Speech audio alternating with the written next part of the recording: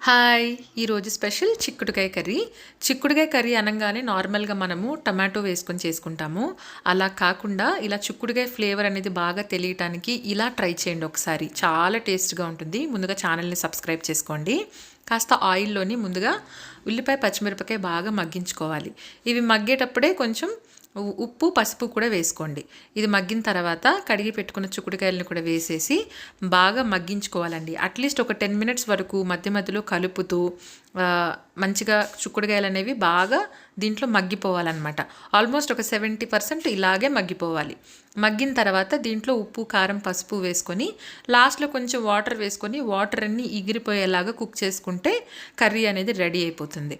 మీరు ముందు చూసారు కదా చిక్కుడుకాయ కర్రీ అనేది నేను చూపించినప్పుడు అలా ఉంటుందన్నమాట. చాలా టేస్ట్గా ఉంటుంది. తప్పకుండా ట్రై చేయండి.